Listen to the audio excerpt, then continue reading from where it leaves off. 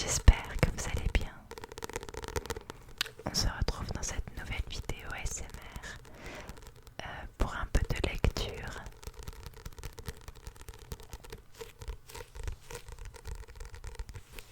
Je pense que tout le monde connaît Harry Potter. Euh,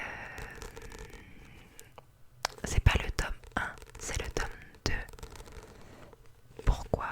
Tout simplement parce que il y en a beaucoup trop sur YouTube, des ASMR artistes qui font la lecture du tome 1.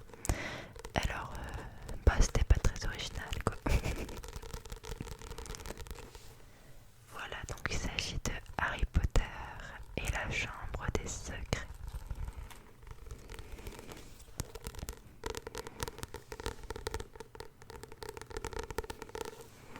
Alors pour cette vidéo, je vais vous lire que le premier chapitre. Et puis si je vois que vous aimez bien, je lirai les suivants.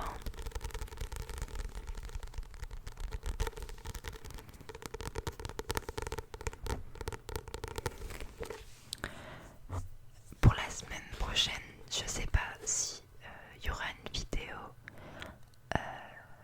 S'il y aura une vidéo, j'allais dire pour le week-end prochain, parce que je pars en vacances.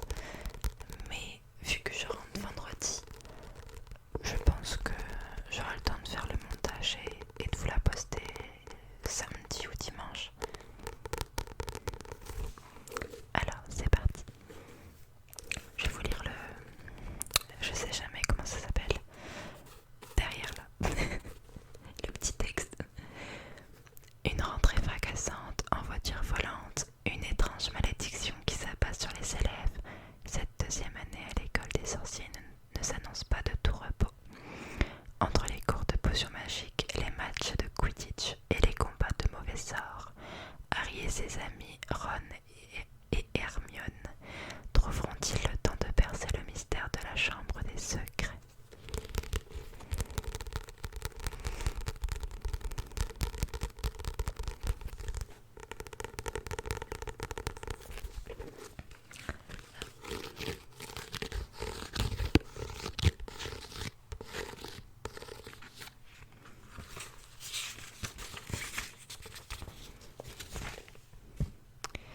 Moi j'ai celui-là et celui-là du coup.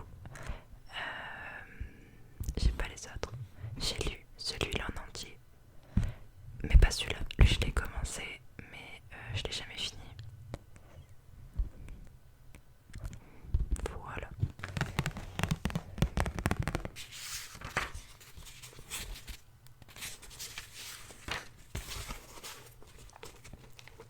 Chapitre 1.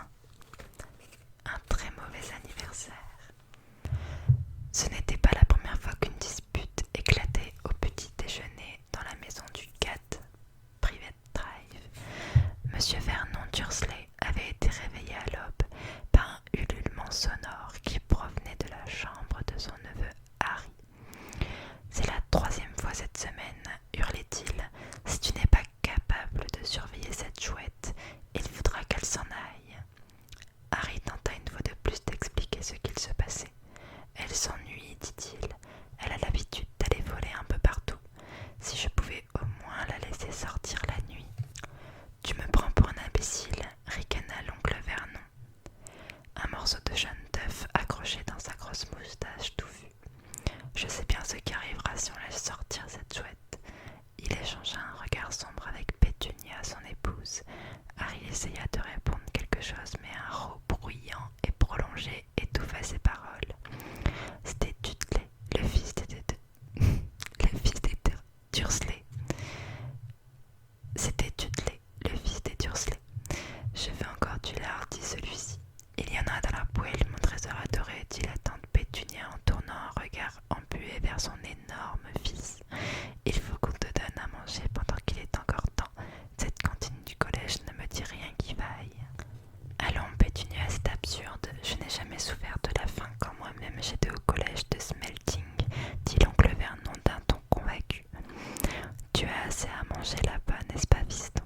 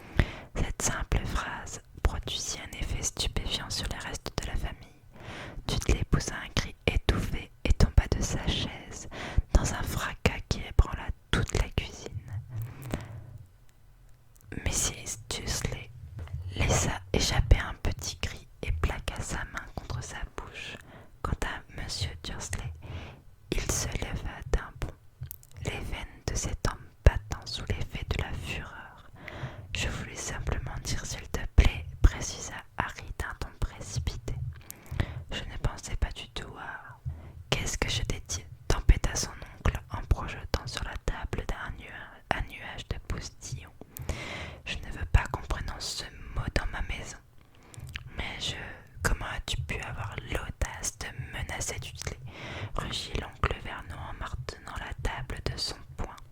J'ai simplement... Je t'avais prévenu, j'interdis qu'on fasse allusion à ton anormalité sous ce toit. Harry regarda tour à tour le visage violacé de son oncle et celui de sa tante qui était devenu livide.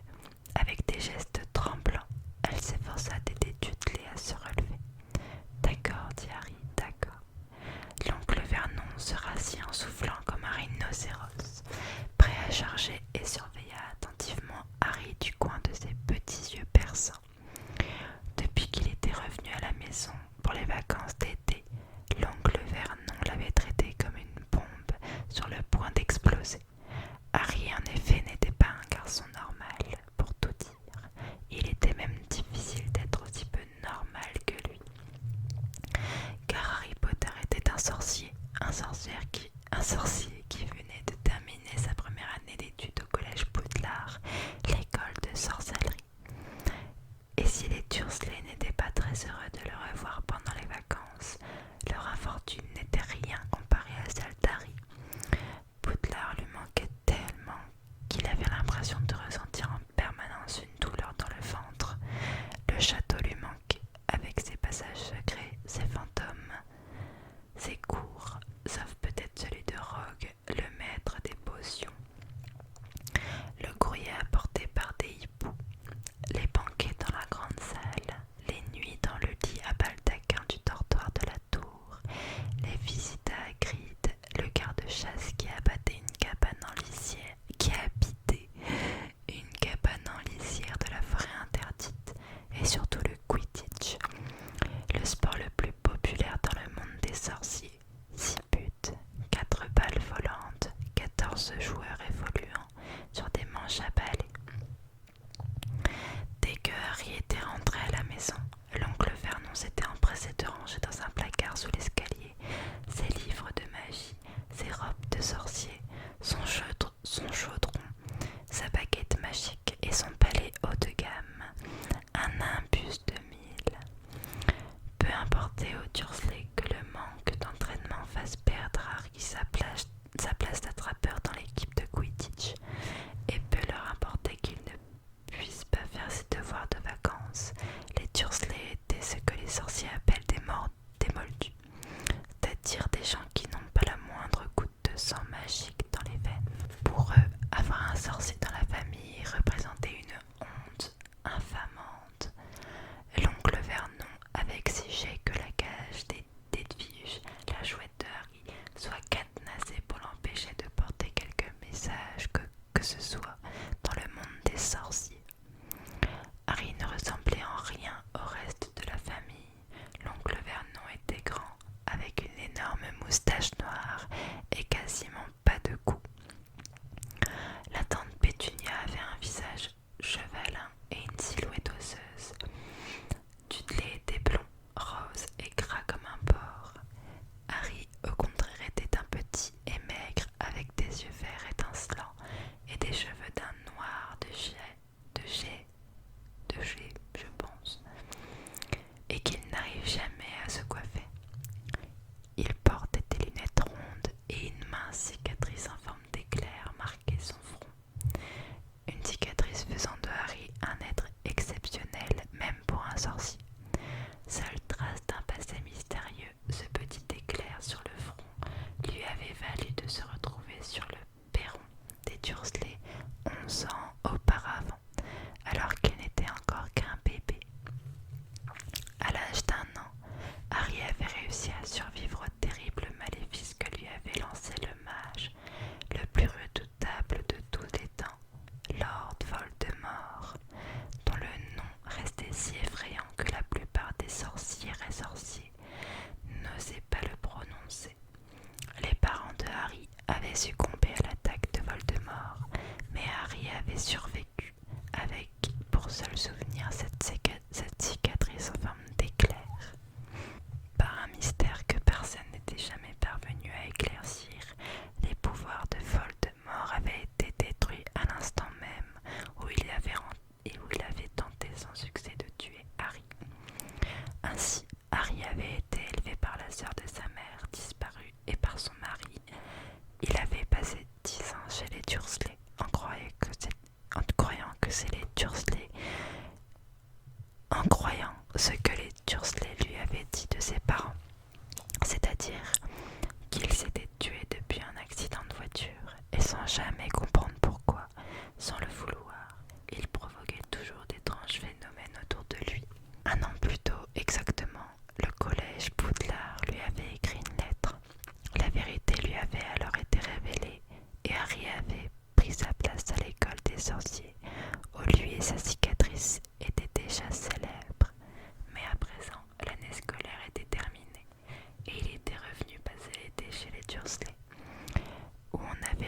commençait à le traiter comme un chien qui aurait traîné dans un lieu malodorant.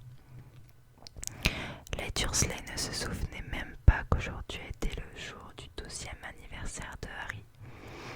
Bien sûr, ils ne s'étaient pas attendus à des merveilles. Jamais les Dursley ne lui avaient offert de véritables cadeaux, encore moins de gâteaux, mais de là à oublier complètement. À cet instant, l'oncle Vernon s'éclaircit la gorge d'un air grave et dit « Comme vous le savez, aujourd'hui est un jour particulièrement important. » Harry leva la tête. Il osait à peine en croire ses oreilles. « C'est peut-être le jour où je conclurai la belle affaire de ma carrière, » dit l'oncle Vernon. Harry recommença à manger son toast. Bien sûr, pensait-il avec amertume, l'oncle Vernon parlait de ce dîner idiot qui devait avoir lieu le soir même. Depuis 15 jours, il ne parlait plus que de ça. Un riche promoteur immobilier et sa femme devaient venir dîner et l'oncle Vernon espérait décrocher une énorme commande. L'entreprise qu'il dirigeait fabriquait des perceuses et toutes sortes d'appareils pour faire des trous. Je crois que nous ferions bien de recevoir le programme une fois de plus, dit l'oncle Vernon. Nous devrons tous être à nos postes à 8 heures précises. Pétunia, tu seras. Dans le salon, répondit aussitôt la tante Pétunia, prête à recevoir nos invités avec la distinction qui s'impose. Bien, très bien. Et toi, Dudley?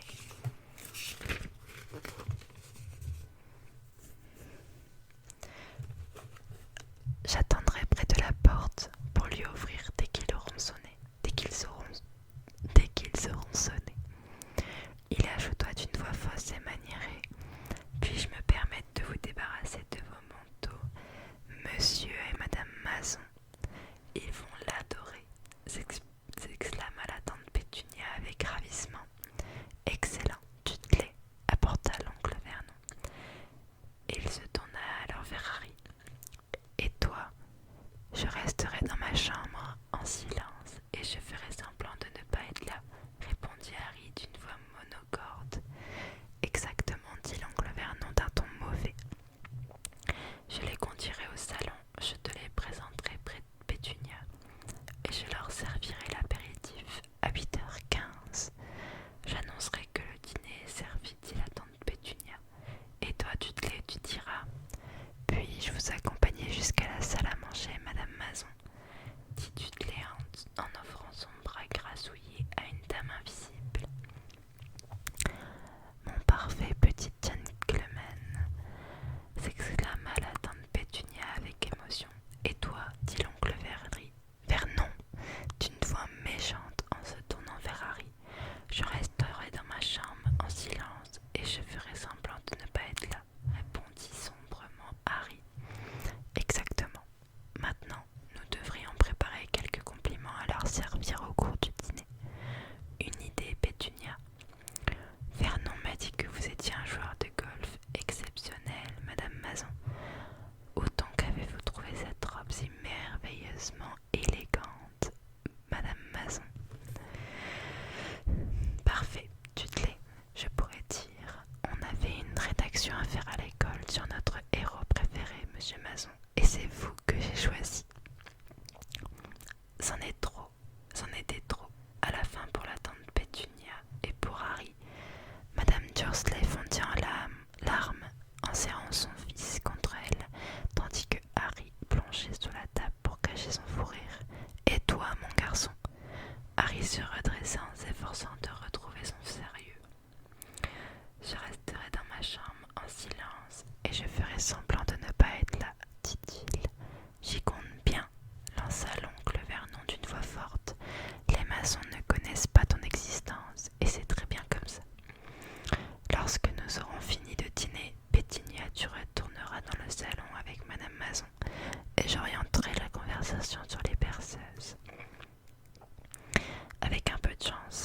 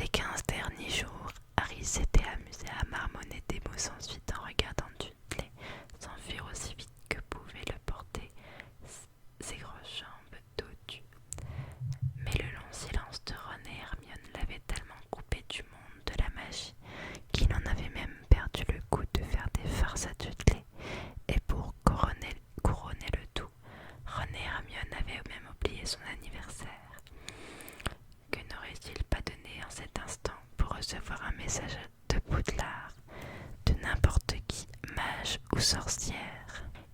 Il aurait même été content de revoir son vieil ami Draco Malfoy, simplement pour s'assurer que tout ce qu'il avait vécu n'était pas un rêve. Non, que l'année passée à Poudlard ait été d'un bout à l'autre une partie de plaisir.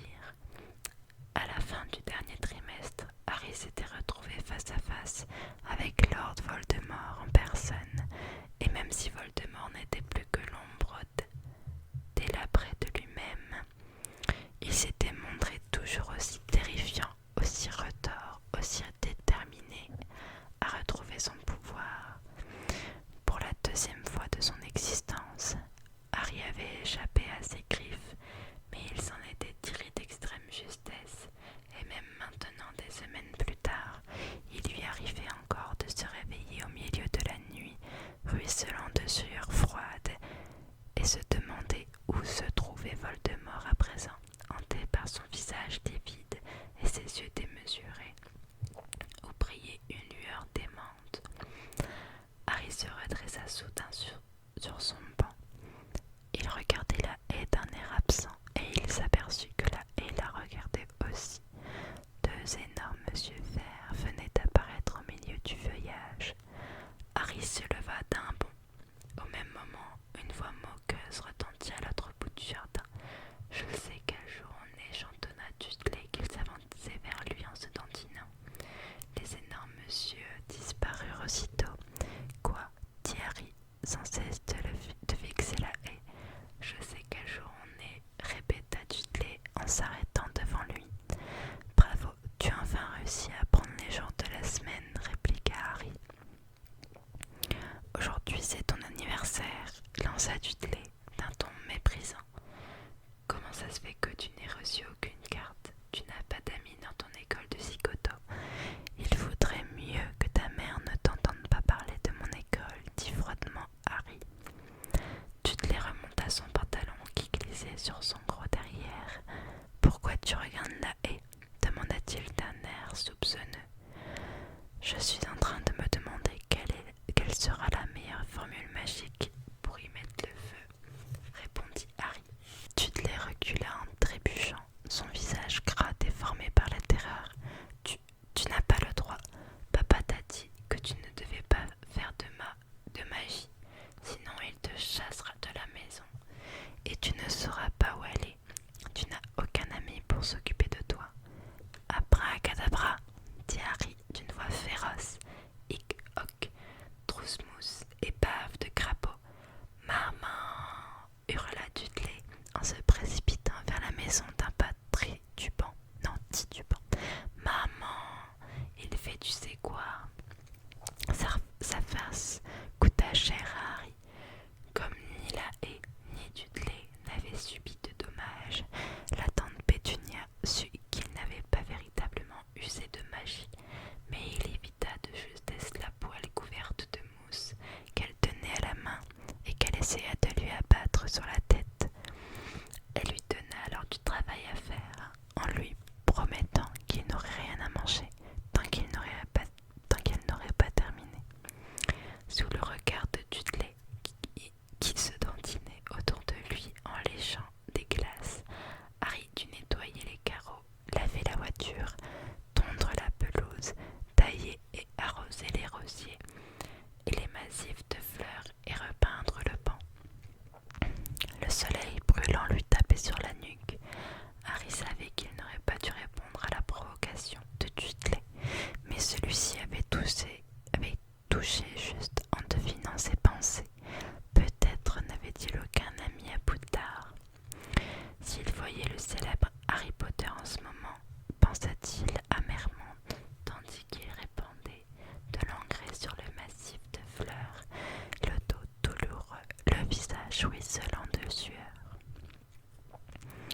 Il était 7h30 du soir, lorsque, épuisé, il entendit enfin la voix de la tante Pétunia qui l'appelait.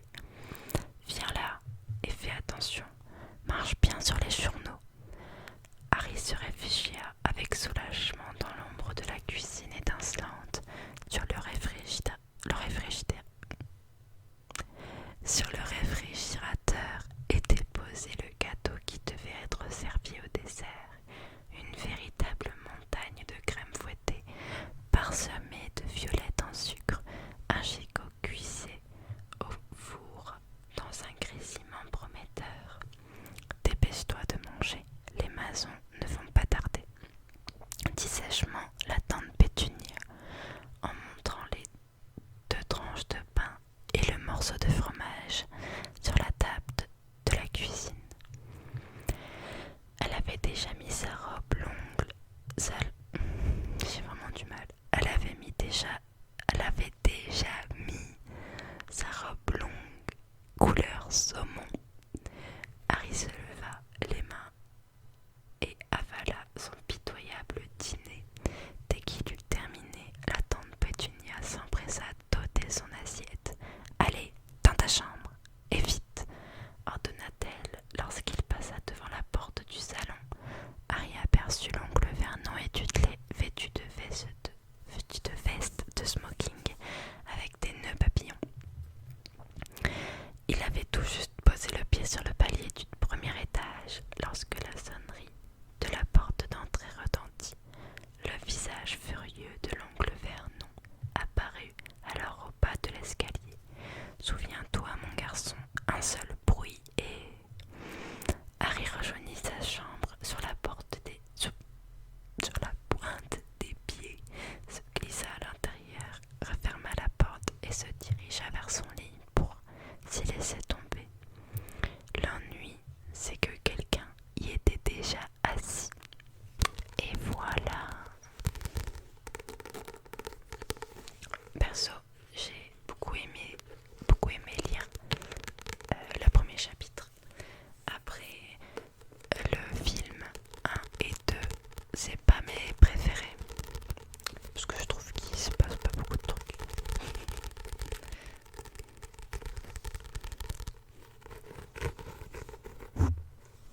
Désolée si des fois il y a des bégaiements. Il y en a partout, même. Je sais pas pourquoi, mais des fois je bug sur